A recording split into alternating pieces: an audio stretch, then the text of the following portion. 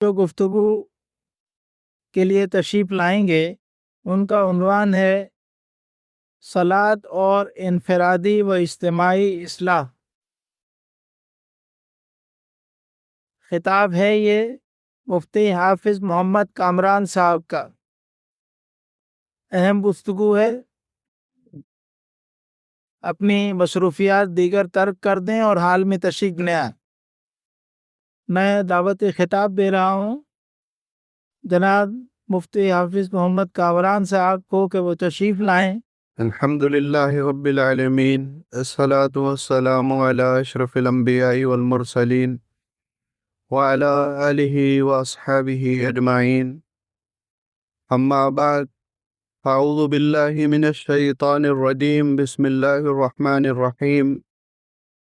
قال اللہ تبارک و تعالی فی کتابہ الکریم، اقیم الصلاۃ لذکری، وقال تعالی فی مقام آخر، ان الصلاۃ تنہی عن الفحشاء والمنکر، وقال رسول اللہ صلی اللہ علیہ وسلم، الصلاۃ عماد الدین، من اقامها فقد اقام الدین وترکها فقد هدم الدین۔ صدق اللہ العظیم وصدق رسولہ النبی الکریم، ونحن على ذلك لمن الشاہدین والشاکرین والحمد للہ رب العالمین۔ قابل عزت اور احترام قائدین کرام اور تحریک اسلامی کے کارکنان، حضرات و خواتین، السلام علیکم ورحمۃ اللہ وبرکاتہ۔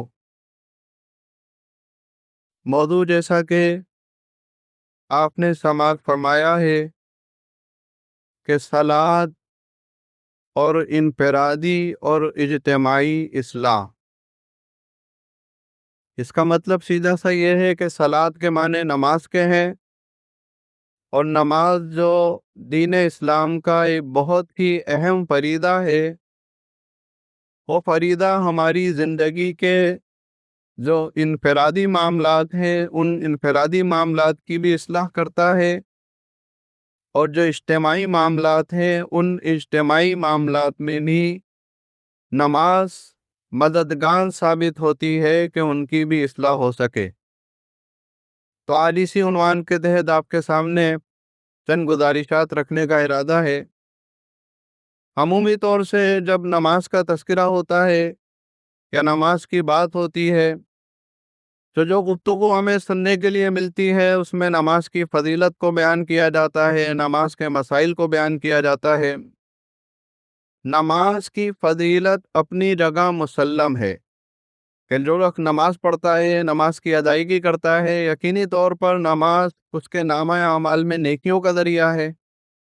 جو شخص نماز پڑھتا ہے یقینی طور پر وہ نماز اس کی گناہوں سے بخشش کا ذریعہ ہے۔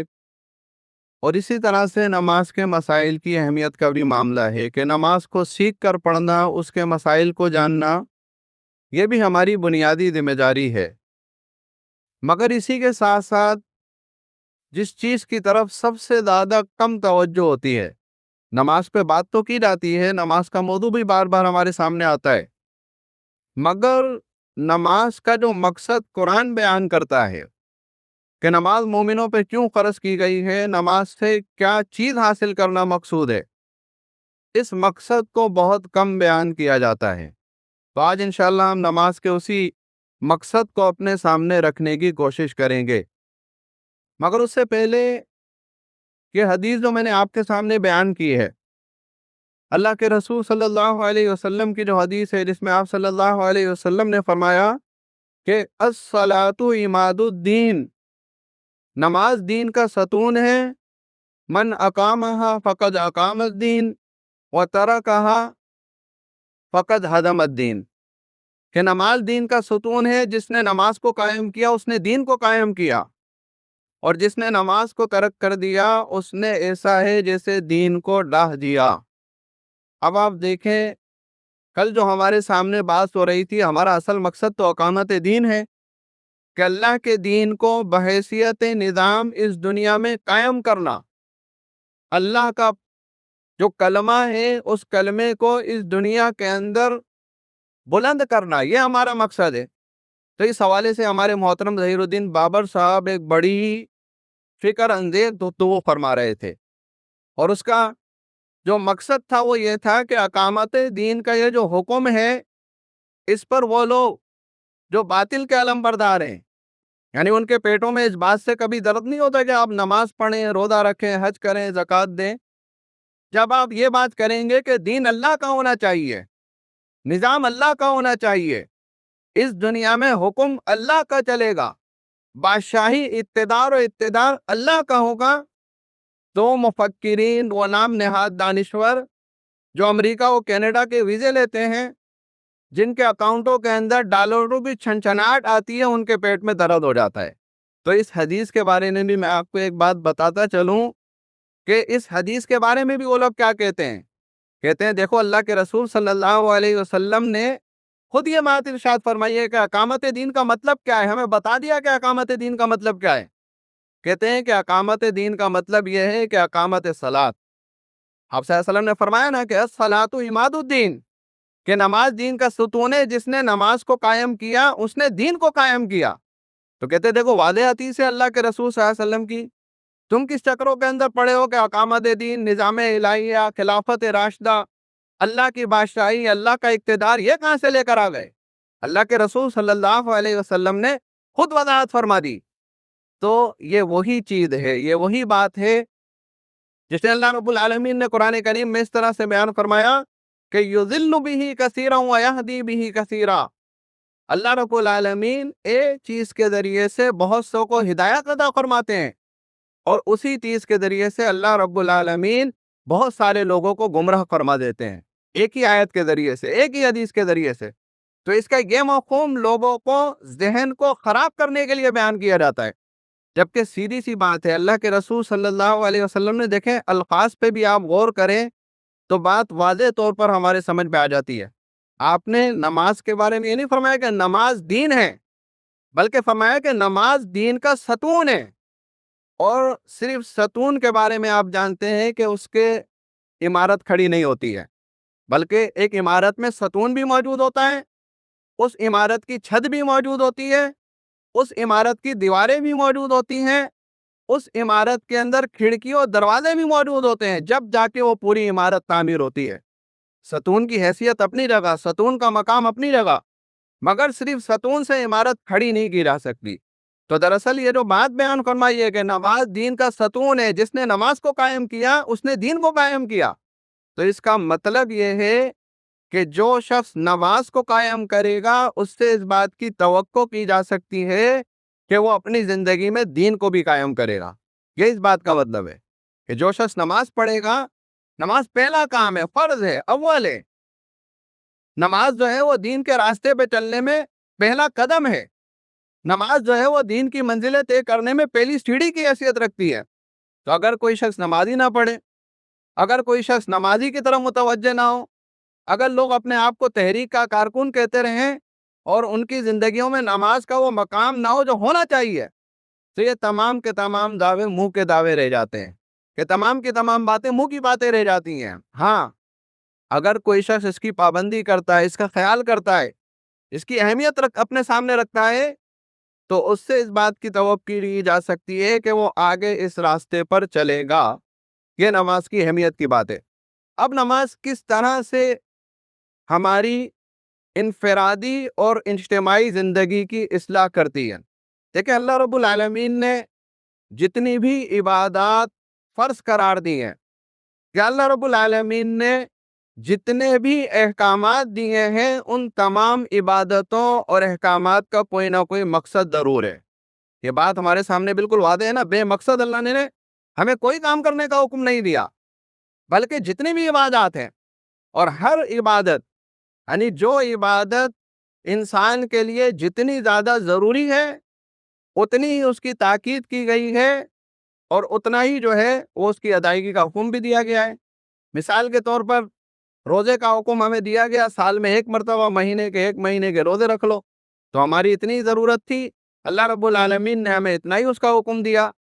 زکوٰۃ کا حکم سال میں ایک مرتبہ دیا کہ زکوٰۃ کی ادائیگی کی جائے، اسی طریقے سے حج کا حکم زندگی میں ایک مرتبہ دیا ہے کہ زندگی میں ایک مرتبہ حج تمہارے اوپر فرض ہے۔ تو ان پہ الگ الگ بات کی جا سکتی ہے، مگر بات یہی ہے کہ اتنی ہماری ضرورت تھی اور اللہ رب العالمین نے اتنا ہی ہمیں ان عبادت کی ادائیگی کا حکم دیا ہے۔ اب نماز کو دیکھ لیں، نماز اللہ رب العالمین نے ہمیں دن میں 5 مرتبہ پڑھنے کا حکم دیا ہے۔ دیگر تو فرض عبادات ہیں، ان کے جب آپ موازنہ کریں گے تو نماز کی یہ اہمیت ہمارے سامنے آئے گی کہ نماز اللہ رب العالمین نے دن میں 5 مرتبہ ہمیں پڑھنے کا حکم دیا ہے۔ تو مطلب یہ ہے کہ نماز ہماری اتنی بنیادی ضرورت ہے، نماز مسلمانوں کی، اہل ایمان کی اتنی بنیادی ضرورت ہے کہ اللہ رب العالمین نے دن میں 5 مرتبہ حکم دیا ہے کہ 5 مرتبہ نماز کی ادائیگی کرو۔ اب نماز جو ہے وہ کیسے ضرورت ہے؟ نماز کے بارے میں ایک بات اور کہی جاتی ہے کہ نماز جو ہے وہ کسی حال میں معاف نہیں ہے۔ تو یہ معافی کا معاملہ نہیں ہے، جیسے میں نے ابھی آپ کے سامنے بات بیان فرمائی نا، معافی کا معاملہ نہیں ہے، نماز ہماری ضرورت ہے۔ اس لیے اللہ رب العالمین نے ہمیں 5 مرتبہ دن میں نماز پڑھنے کا حکم دیا ہے۔ اور کیوں ضرورت ہے؟ اس لیے ضرورت ہے کہ دین کے راستے پہ چلنے میں، یعنی دین کے راستے پہ چلنے میں سب سے بنیادی چیز جو ہمیں درکار ہوتی ہے وہ تعلق باللہ ہے۔ وہ تعلق باللہ ہے، اللہ کے ساتھ ہمارا تعلق کتنا ہے، اللہ کے ساتھ ہمارا تعلق کتنا ہے۔ دین اللہ کا ہے نا، شریعت اللہ کی ہے، احکامات اللہ کے ہیں، ہمیں ان احکامات کے اوپر عمل کرنا ہے۔ تو ان احکامات پر ہم اس وقت تک عمل نہیں کر سکتے جب تک اللہ کے ساتھ ہمارا تعلق مضبوط نہ ہو۔ اللہ کے ساتھ ہمارا محبت کا تعلق بھی ہونا چاہیے، اللہ کے ساتھ ہمارا معرفت کا تعلق بھی ہونا چاہیے۔ تو نماز جو ہے وہ اس تعلق کو مضبوط بناتی ہے۔ نماز اللہ کے ساتھ جو رابطہ ہونا چاہیے، اللہ کے ساتھ جو تعلق ہونا چاہیے، اس تعلق کو مضبوط بناتی ہے، اس تعلق کو مستحکم کرتی ہے۔ یہ نماز کی خصوصیت ہے ہماری انفرادی زندگی میں۔ جیسے آپ دیکھیں کہ ہماری یہ ہوتی ہے جسمانی زندگی، جسمانی زندگی کے لیے ہمیں کس چیز کی ضرورت ہوتی ہے؟ اسے برقرار رکھنے کے لیے جسم و جہاں کا جو رشتہ ہے، اس رشتے کو برقرار رکھنے کے لیے ہمیں غذا کی ضرورت ہوتی ہے۔ ہم غذا کھاتے ہیں دن میں 1 مرتبہ، 2 مرتبہ، 3 مرتبہ، تاکہ ہمارا جسم توانا رہے، ہمارے جسم کے اندر کوئی کمزوری نہ آئے۔ اور اگر کوئی شخص غذا نہ کھا سکے تو اسے غذا کھلائی جاتی ہے۔ ایک آدمی اگر معذور ہو جائے، منہ سے غذا نہ کھا سکے تو کیا کرتے ہیں؟ ناک کے ذریعے سے غذا کھلاتے ہیں۔ ناک کے ذریعے سے غذا نہیں کھا سکتا تو انجیکشن کے ذریعے سے، ڈرپ کے ذریعے سے اسے جسم کے اندر غذا پہنچائی جاتی ہے، کیونکہ ہم یہ بات سمجھتے ہیں کہ اگر اسے غذا نہ پہنچائی گئی تو جسمانی طور پر اس کی موت واقع ہو جائے گی۔ یہ جو ہے جسمانی طور پر مر جائے گا، لازمی بات ہے، جب کھائے گا نہیں تو مر جائے گا۔ تو بالکل اسی طرح سے نماز، یا آپ یوں کہہ لیں کہ اللہ کے ساتھ جو ہمارا تعلق ہے، کہ ہماری روحانی غذا ہے، کہ ہماری روح کی غذا ہے۔ اگر یہ تعلق ٹوٹ گیا، یا کوئی شخص نماز نہیں پڑھتا، اللہ کے حضور سجدہ ریز نہیں ہوتا، تو اس کی روحانی طور پر موت واقع ہو جاتی ہے، روحانی طور پر موت واقع ہو جاتی ہے۔ اسی لیے نماز کی اتنی زیادہ تاکید ہے، اسی لیے نماز کی طرف متوجہ کیا ہے کہ اگر کھڑے ہو کے نہیں پڑھ سکتے تو بیٹھ کر نماز پڑھ لو، اگر بیٹھ کر نماز نہیں پڑھ سکتے تو اشاروں کے ساتھ نماز پڑھ لو۔ آپ دیکھیں یہ قرآن کریم کے احکامات ہیں سارے۔ اگر آپ کو نماز پڑھنے کے لیے پانی میسر نہیں ہے تو کیا حکم ہے؟ کہ تیمم کر کے نماز پڑھ دو۔ یہ نماز کی اہمیت کی بات ہے۔ اگر آپ سفر میں ہیں تو کیا حکم دیا گیا؟ کہ سفر میں جو ہے آپ نماز قصر کر لیں، چھوڑنی نہیں ہے، نماز چھوڑنی نہیں ہے۔ یہ اہمیت کی بات ہے، ہماری بنیادی ضرورت ہے۔ اور بات تو یہاں تک آتی ہے، آپ قرآن کریم پڑھیں، سورہ نساء کا جب آپ مطالعہ کرتے ہیں، سورہ نساء میں اللہ رب العالمین نے حالت جنگ میں نماز پڑھنے کا پورا طریقہ ہمیں بتا دیا ہے۔ دیکھیں یہ اہمیت ہے کہ نہیں ہے؟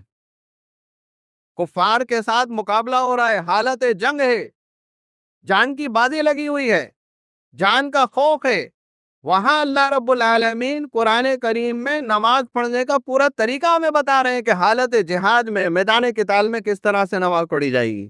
تو یہ نماز کی اہمیت ہے کہ نماز ہمارا تعلق اللہ کے ساتھ جوڑتی ہے، انفرادی طور پر اور زندگی کے ہر موقع پر، زندگی کے ہر مرحلے پر اللہ کے ساتھ ہمارا تعلق برقرار رہنا، یہ ہماری بنیادی ضرورت ہے۔ تو نماز انفرادی طور پر اس طرح سے ہماری اصلاح کرتی ہے۔ اور دوسری بات جو نماز کے لیے بتائی گئی وہ کیا بتائی گئی؟ فرمایا کہ ان الصلاۃ تنہی عن الفحشاء والمنکر، نماز کیا کام کرتی ہے؟ نماز گناہوں سے بھی روکتی ہے۔ گناہوں سے رکنا ہے نا، گناہوں سے رکیں گے تو دین کے راستے پر آگے چلیں گے۔ ایک آدمی گناہ کرتا رہے، فحاشی کے اندر مبتلا رہے، عریانی کے اندر مبتلا رہے، اللہ کی نافرمانیاں کرتا رہے، دین کے احکامات کا خیال نہ رکھے، تو ایسا آدمی دین کے راستے کے اوپر آگے چل سکتا ہے؟ ایسا آدمی کیا اقامت دین کی جد و جہد کے اندر کوئی کامیابی حاصل کر سکتا ہے؟ نہیں کر سکتا۔ تو نماز کا یہ مقام بتایا، نماز کا یہ فائدہ بتایا کہ نماز گناہوں سے بھی روکتی ہے، نماز گناہوں سے بھی روکتی ہے۔ مگر ایک بات اس میں بھی ہمیں تھوڑی سی سمجھنی چاہیے۔ آج ہم دیکھتے ہیں کہ لوگ نماز بھی پڑھتے ہیں مگر گناہوں سے بھی نہیں رکتے ہیں۔ نماز پڑھتے ہیں، نماز پڑھنے والے لوگ گناہوں کے اندر بھی ملوث نظر آتے ہیں۔ تو اس بات کا کیا مطلب ہے؟ اللہ نے تو فرمایا کہ نماز گناہوں سے روکتی ہے۔ جب اللہ نے فرما دیا کہ نماز روکتی ہے گناہ سے، تو نماز روکتی ہے، اس بات کے اندر کوئی دو رائے نہیں ہو سکتی ہیں۔ ایک آدمی نماز پڑھنے کے باوجود بھی گناہوں میں ملوث نظر آ رہا ہے تو اسے اپنی نماز کی فکر کرنے کی ضرورت ہے کہ وہ کیسی نماز پڑھ رہا ہے۔ اللہ نے تو بتا دیا کہ روکتی ہے، مگر پڑھنے کے باوجود بھی نہیں روک رہا ہے، تو مطلب یہ ہے کہ نماز کے اندر کوئی کمی موجود ہے، نماز کے اندر کوئی کوتاہی موجود ہے، نماز کے اندر کوئی خامی موجود ہے۔ اس خامی کو دور کرنے کی ضرورت ہے، اس خامی کو دور کرنے کی ضرورت ہے۔ آج ہمیں بڑے افسوس کے ساتھ یہ بات کہنی پڑتی ہے کہ تحریک اسلامی کے وہ کارکنان جو اپنی زندگی کا مقصد اللہ کے دین کی سربلندی بتاتے ہیں، کہتے ہیں کہ ہمارا مقصد اللہ کے کلمے کو بلند کرنا ہے، مگر انفرادی طور پر جب ہم اپنی زندگیوں کا جائزہ لیتے یا اجتماع کارکنان کرتے ہیں، وہاں انفرادی جائزہ لیا جاتا ہے تو نمازوں کی کیفیت بھی مکمل طور پر سامنے نہیں آتی ہے۔ دعوت تو اتنا بلند ہے، بڑا ہے کہ اللہ کے دین کو قائم کریں گے، مگر اس راستے پہ چلنے میں جو پہلا قدم ہے، جو پہلی سیڑھی ہے، وہیں پر ہم ناکام ہو جاتے ہیں۔ خصوصی طور پر جب فجر کی نماز کی بات کی جائے، جب فجر کی نماز کی بات کی جائے تو اکثریت کے حوالے سے یہ بات آتی ہے کہ جناب آنکھ نہیں کھلتی ہے، کام سے دیر سے آتے ہیں، دیگر مسائل ہیں۔ بھائی یہ کیسے مسائل ہیں؟ یہ کیسے مسائل ہیں جو دین کا جو بنیادی فرض ہے اس فرض کی ادائیگی کو ہمیں روک دیتے ہیں؟ ہم باتیں کریں بڑی بڑی اور نمازی ہماری زندگی میں مکمل نہ ہو، تو پہلی بات تو یہ ہے کہ نماز پڑھنے والے ہی کم ہیں مکمل طور پر۔ پانچوں وقت کی نماز جماعت کے ساتھ پڑھنے والے بہت کم لوگ آپ ملیں گے، بہت کم ملیں گے۔ اس کے بعد جو لوگ نماز پڑھتے نہیں ہیں تو نماز کے اندر خشوع و خضوع نہیں ہوتا ہے، نماز کے اندر وہ کیفیت نہیں ہوتی ہے جو اللہ کے رسول صلی اللہ علیہ وسلم نے ہمیں بتائی ہے۔ نماز کی کیفیت کیا بتائی ہے؟ نماز کی کیفیت یہ بتائی کہ نماز اس طرح سے پڑھو۔ عبادت میں احسان کیا ہے؟ عبادت میں احسان، اللہ کی عبادت اس طرح سے کی جائے جیسے تم اللہ کو دیکھ رہے ہو، جیسے اللہ کو دیکھ رہے ہو۔ ہوتی ہے یہ کیفیت ہماری کہ ہم اللہ کو دیکھ رہے ہیں؟ نہیں ہوتی۔ آپ صلی اللہ علیہ وسلم نے پھر یہ بات ارشاد فرمائی، فَإِن لَمْ تَكُنْ تَرَاهُ فَإِنَّهُ يَرَاكَ۔ انسانی فطرت ہے نا کہ یہ کیفیت پیدا نہیں ہو پاتی کہ ہم اللہ کو دیکھ رہے ہیں، یہ تو بڑی کیفیت ہے، ایسا ہونا چاہیے کہ ہم اللہ کو دیکھ رہے ہیں۔ فرمایا اگر ایسا نہ ہو تو کم از کم اتنا تو ضروری ہونا چاہیے کہ اللہ تمہیں دیکھ رہا ہے۔ اس کے اندر تو کوئی بات نہیں ہے نا، اللہ تو ہر حال میں ہمیں دیکھ رہا ہے، مگر ہماری نماز میں کیفیت کیا ہوتی ہے کہ نماز شروع ہوئی اور جب نماز کا سلام پھرتا ہے تو ہمیں پتہ لگتا ہے کہ نماز ختم ہو گئی ہے۔ تو ایسی نمازیں ہمیں فائدہ نہیں دیں گی، ایسی نمازیں جو ہیں ہمیں فائدہ نہیں دیں گی۔ آپ نماز کی جو ترتیب ہمیں بتائی گئی ہے یا نماز کی جو حرکات و سکنات ہمیں سکھائی گئی ہیں، تھوڑا شعور کے ساتھ غور کرتے ہوئے اگر اس کی ادائیگی کی جائے تو یہ تعلق باللہ مضبوط ہو جاتا ہے۔ کیسی عبادت ہے جو اللہ رب العالمین نے ہمیں عطا کی ہے، کیسا تعلق کا ذریعہ ہے اللہ کے ساتھ جو اللہ نے ہمیں عطا کیا ہے۔ ہم کیا کرتے ہیں نماز پڑھتے وقت؟ سب سے پہلا کام کیا کرتے ہیں؟ کہتے ہیں اللہ اکبر، اللہ اکبر کرتے ہیں۔ اس کا مطلب کیا ہے؟ ہم اپنے آپ کو اللہ کے سپرد کر دیتے ہیں۔ سمجھے نا؟ کبھی ہاتھ اٹھانے کا مطلب کیا ہے؟ اللہ کے سپرد کر دیا۔ گرفتاری دے دیتے ہیں نا، کوئی قانون نافذ کرنے والے ادارے آ جائیں، پیچھے سے بندوق رکھ دیں، کہتے ہیں ہینڈز اپ، گرفتار ہو گئے، اب آپ کوئی کام نہیں کر سکتے ہیں۔ اب آپ نے پیچھے جو آدمی ہے اس کے سپرد کر دیا ہے اپنے آپ کو۔ تو ہم روزانہ 5 وقت تک نماز پڑھتے ہیں، ہاتھ اٹھاتے ہیں، تو اپنے آپ کو اللہ کے سپرد کر دیتے ہیں کہ ساری دنیا پیچھے ہے، ساری دنیا کے معاملات پیچھے ہیں، اب ہمارا تعلق ہمارے رب کے ساتھ ہے، اب ہمارا تعلق ہمارے رب کے ساتھ ہے۔ پورا ترجمہ بیان نہیں کیا جا سکتا، نماز کو سمجھ کے پڑھیں۔ کیا کیا بیان کرتے ہیں اللہ رب العالمین سے؟ پاک ہے اللہ، تمام تعریفیں تیرے لیے ہیں، تمام بزرگی تیرے لیے، تیری ہی عبادت کرتے ہیں، تجھی سے مدد مانگتے ہیں، اللہ کے احکامات بیان کرتے ہیں، اللہ سے دعا کرتے ہیں نماز کے اندر۔ دیکھیں کیسی کیفیت ہے، رکوع کے اندر جانا، رکوع کے اندر جانا کتنے تذلل کی کیفیت ہے۔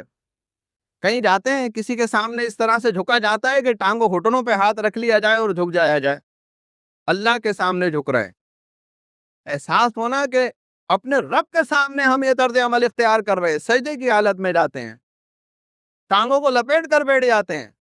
تو یہ کیفیات، حرکات و سکنات اگر انہیں ہم سمجھ لیں تو اللہ کے ساتھ ہمارا تعلق مضبوط ہو جائے گا۔ تو یہ تو انفرادی چند گزارشات کہ انفرادی طور پر نماز کس طرح سے ہماری اصلاح کرتی ہے۔ سمجھ کر نماز کو پڑھیں، انہمات کے ساتھ نماز کو پڑھیں، نماز کو خشوع و خضوع کے ساتھ پڑھیں، تو یقینی طور پر نماز اللہ کے ساتھ ہمارے تعلق کو بھی مضبوط بنائے گی، اور اسی طرح سے جو نماز کا فائدہ ہے کہ نماز گناہوں سے روکتی ہے، تو ہماری زندگی میں گناہ بھی کم ہوں گے، ہم گناہوں سے بھی رک جائیں گے۔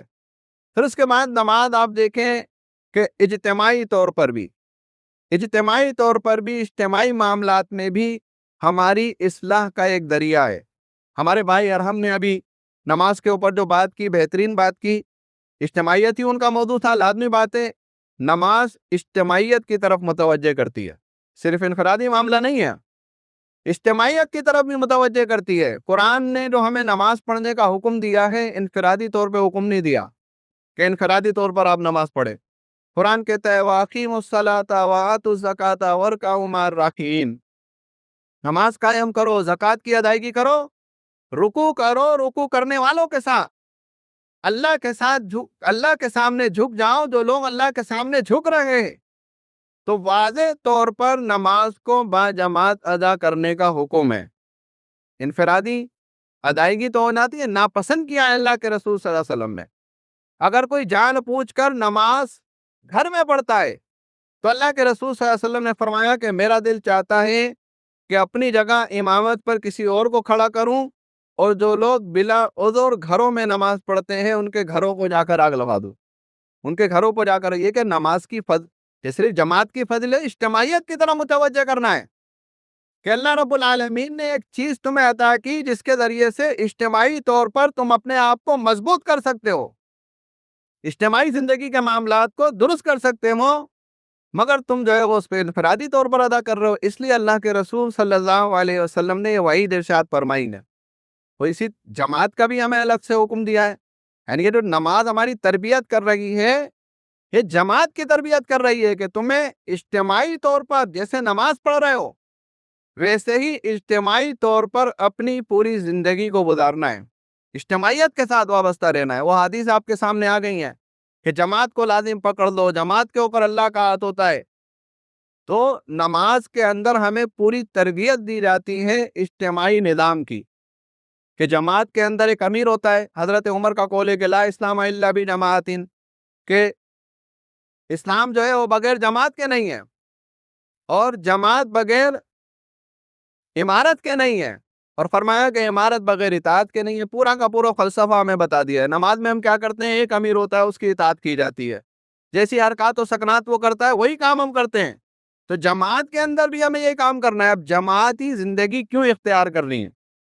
یہ بات آتی نا، جو ذمہ داری اللہ رب العالمین نے ہماری لگائی ہے، اللہ کا اس دین میں، اس دنیا میں اللہ کے دین کا قیام، یعنی اقامت دین کی جد و جہد، یہ جدوجہد بغیر جماعتی زندگی کے ممکن نہیں ہے۔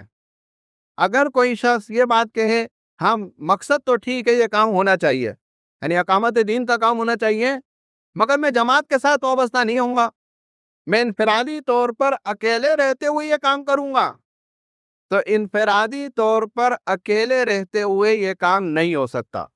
اس کام کے لیے اجتماعیت لازم ہے کہ اجتماعیت کے ساتھ مل کر یہ کام ہوگا، اور اجتماعیت کے ساتھ مل کر ہی اس کام کو کرنے میں عافیت بھی ہے۔ عافیت بھی ہے۔ انفرادی طور پر کتنے کام ہیں، آپ کیا کام کریں گے؟ یعنی آپ دیکھیں مسائل کا انبار لگا ہوا ہے ہمارے پاس، کہ ہم کہتے تو ہیں کہ دنیا میں اللہ کا دین قائم ہو جائے، مگر اس کے کوئی آثار ہمیں نظر نہیں آتے، کوئی راستہ کوئی طریقہ ہمیں نظر نہیں آتا۔ تو جب ہم جماعت کے ساتھ جڑ جاتے ہیں، وہ جماعت جس کا مقصد اللہ کے دین کا قیام ہوتا ہے، تو جب جماعت کے ساتھ جڑ جاتے ہیں تو اس جماعت کی طرف سے جو ذمہ داریاں ہمیں دی جاتی ہیں نا، اگر ہم ان ذمہ داریوں کو ادا کر دیں گے، جس طرح سے جو ذمہ داریاں ہمیں دی گئی ہیں ان ذمہ داریوں کو ہم ادا کریں گے، تو یقینی طور پر اللہ نے جو ہماری یہ ذمہ داری لگائی ہے کہ اللہ کے دین کو قائم کرنا ہماری ذمہ داری ہے، اس ذمہ داری کا کسی نہ کسی درجے میں حق ادا ہو سکتا ہے۔ انفرادی طور پر نہیں کر سکتے۔ مثال کے طور پر جماعت نے ہماری ذمہ داری لگائی کہ آپ نے اپنی انفرادی اصلاح کرنی ہے، یعنی اپنے آپ کو علمی طور پر مضبوط کرنا ہے، اپنے آپ کو اپنے معاشرے کے اندر ایک نمایاں فرد کی حیثیت سے جو ہے وہ نمایاں کرنا ہے، اپنے علم میں اضافہ کرنا ہے، جمعے کے پڑھانے کے قابل اپنے آپ کو بنانا ہے۔ یہ انفرادی ہدایات ہیں جماعت کی طرف سے۔ اجتماعی ہدایات ہیں کہ آپ کو ہفتے میں ایک اجتماعی کارکنان کرنا ہے، آپ کو اپنے دعوتی درس کا حلقہ جو ہے اس کو مضبوط کرنا ہے، آپ نے جو تنظیمی حلقہ جات ہیں ان کو مضبوط کرنا ہے، یا اور دیگر ذمہ داریاں جو جماعت کی طرف سے آ جاتی ہیں، یعنی آپ کو فلاں اجتماع میں شرکت کرنی ہے، سالانہ اجتماع میں شرکت کرنی ہے، یا آپ کو وقت پر اپنی اعانت دینی ہے، یا لوگوں سے اعانت لینی ہے، تو یہ جتنی بھی ذمہ داریاں آ جاتی ہیں جماعت کی طرف سے، ایک آدمی اگر نظم کی پابندی کرتے ہوئے ان تمام ذمہ داریوں کو ادا کر رہا ہے، آج جماعت کے ساتھ وابستہ ہے اور نظم کی پابندی کرتے ہوئے جماعت کی طرف سے جو ذمہ داریاں آ جاتی ہیں ان ذمہ داریوں کو ادا کر رہا ہے، تو یقینی طور پر وہ جو اللہ نے اس کے اوپر فریضہ عائد کیا ہے اس فریضے کی ادائیگی کی کوشش کرنے والا ہے۔ ہم یہ تو نہیں کہہ سکتے کہ مکمل طور پر اس کو ادا کر رہا ہے، اس کا حق ادا کر رہا ہے، نہیں، اس کی ادائیگی کی کوشش کرنے والا ہے، کیونکہ جس جماعت کے ساتھ وہ وابستہ ہے اس جماعت کی طرف سے جو ہدایات آ گئیں ان کے اوپر وہ پورے عمل کی کوشش کرتا ہے۔ تو یہ ہے جماعت کا فائدہ۔ نماز بھی ہمیں اسی طرح متوجہ کرتی ہے کہ جیسے نماز جماعت کے ساتھ پڑھنی ہے، ویسے اللہ کے دین کے قیام کی جو جدوجہد ہے وہ بھی ہمیں اجتماعیت کے ساتھ مل کر کرنی ہے۔ اللہ رب العالمین سے دعا ہے کہ جو باتیں کہی ہیں ان باتوں کے بہترین پہلو پر ہمیں عمل کرنے کی توفیق نصیب فرمائے۔ نماز تو الحمدللہ ہم سب پڑھتے ہیں، اللہ رب العالمین ہمیں ایسی نماز پڑھنے کی توفیق نصیب فرمائے کہ جو نماز ہماری انفرادی طور پر بھی اصلاح کر سکے، ہم اللہ کے ساتھ اپنے تعلق کو مضبوط بنا سکیں، اور اجتماعی طور پر جو اللہ نے ہماری ذمہ داری لگائی ہے اس ذمہ داری کو بھی ہم ادا کرنے کے قابل ہو جائیں۔ وآخر دعوانا ان الحمدللہ رب العالمین۔